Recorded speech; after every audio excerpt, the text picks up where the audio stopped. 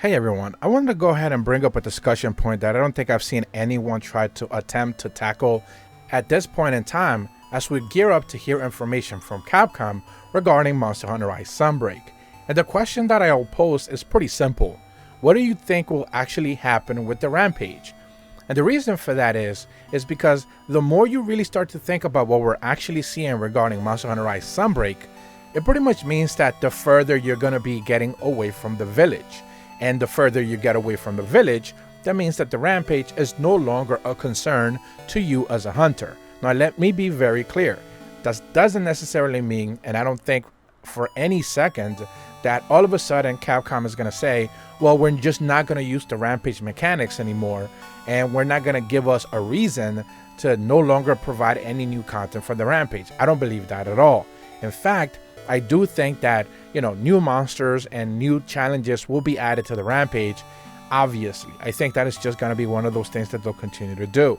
But when I'm speaking specifically to is the fact that the story is just going to end up pulling away from you being in Camera Village and you having anything to do with like saving the village itself, because relatively speaking, you already did that in the story as it concluded with Allmother Narwa. That doesn't necessarily mean that they're not going to add a new target that could attack the village at any point in time. But I think ultimately the story is moving away from the village itself for multiple reasons, and I kind of want to go over that to give a little bit of my reasoning. So first and foremost, we know that Rondine is pretty much a knight for this yet unnamed nation, where her sister, she's actually there to do some sort of like royal manor in Camera Village. For whatever reason that may actually be, we don't necessarily know the full details of that just yet. But what we do know is the fact that, of course, her sister and Rondine herself are from another place. We also know that we're going to be going to Elgato, which is the port, essentially cross ocean from Camera Village, that's going to be serving as our new hub. Essentially the place where we're going to start out venturing out from, in the same vein that you did with Iceborne for Monster Hunter World. This is the place where you're just going to be taking on quests and going on to tackle new monsters and essentially probably go back to the Camera Village and handle some tasks there. But most of the time you're probably going to be spending it in this new area using this brand new hub, as in typical Monster Hunter fashion. What makes this more interesting is some of the dialogue options that Rondine has, as you're pretty much able to talk to her in the village as of right now. And there's a couple of things where she mentions that she doesn't necessarily flat out say she's scouting out hunters for help, but she's definitely trying to get information for things regarding the village itself, namely the steel and other things, and those other things are never necessarily detailed. As I went over in the most recent book that they provided us with, the GameWorks, the science book, there's a couple of details there that hint a couple of other things, but they don't necessarily go into detail as to what it is that she was actually ultimately looking after to get information from Camera Village. It could have been just the steel itself or the actual hunters or any sort of information that she could bring back to her homeland. Again, if it's one of those things where she's just seeking for help to deal with monsters like Lunagaron or whatever this threat with the moon might ultimately be, again, both Lunagaron and Malzeno have shown signs to have some sort of radical change as the moon is facing them. So this is something related to the story, obviously, that we're not necessarily privy to just yet.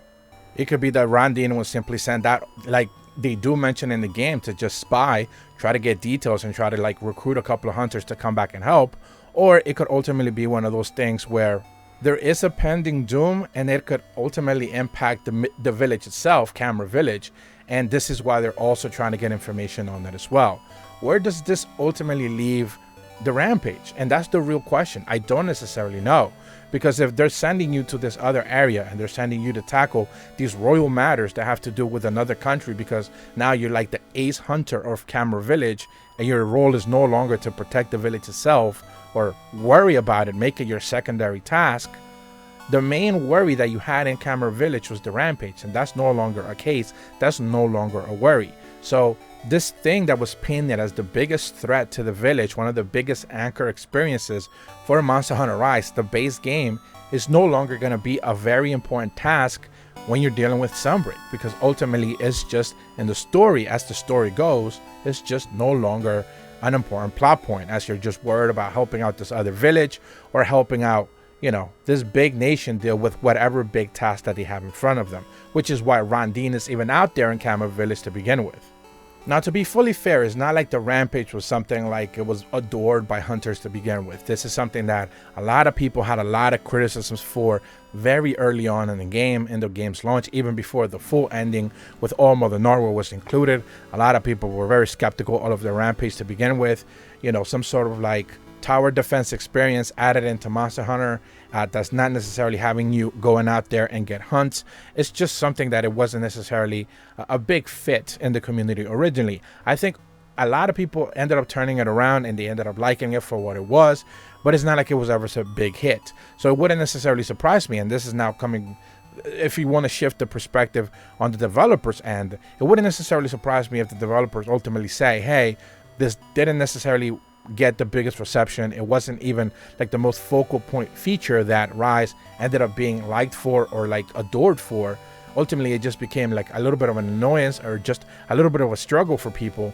Let's just kind of ditch it all together. Let's make it a minimal thing. Let's add a couple of monsters, a couple of challenges there for those people who want to deal with that, but let's not make it a focal point going forward in the story, and let's just make it just another one of those features that they could add on the box, you know, when they're trying to sell another copy of Sunbreak or Rise. But, you know, ultimately it wouldn't necessarily be that big of a thing like it was when it was originally marketed in Rise, where it was like, hey, you're going to be dealing with all these monsters coming at the village head on. You're going to have to defend them. You could do it with your friends. You could do it by yourself. And this is going to be a very big thing. And it was up until a certain point, especially in the single player story.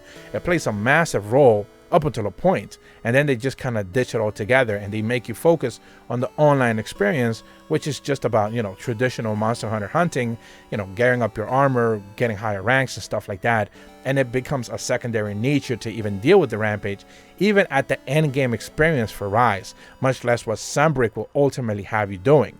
Again, we know Master Rank, aka G Rank, will be the thing that everyone is dying to see. Everyone is dying to get more, you know, challenges into the game, new monsters and all of that, new areas. Obviously that's going to come with it, but when it comes to the Rampage itself, it feels like it's just kind of like the game is moving away from that experience. Even the story, if you start to really look into like the nitty gritty of what's actually happening, if you can piece together what the information that we're getting, and it's just becoming a thing of like secondary nature. It doesn't really matter. It's just whatever. It's just another thing that can tackle if you want to do it, but it doesn't really matter at the end of the day. I definitely want to hear your guys' takes on this. I've been thinking about the Rampage a lot lately just because I just kind of don't see it fitting into what Sunbreak is trying to do. Ultimately, El Gato is just going to be a new area to visit, and I don't think every place you visit in Monster Hunter has to deal with a Rampage. They make it very clear that Camera Village is very unique because it has that thing happening only there. It doesn't happen anywhere else. Even the lore itself is very specific about this just happens here. So I would definitely love to hear your guys' take on this and other topics when it comes to Monster Hunter Rise. If you're brand new to my channel, be sure to leave a like and subscribe. Hit the bell to receive notifications when the videos go up. And as always, thank you so much for watching. See ya.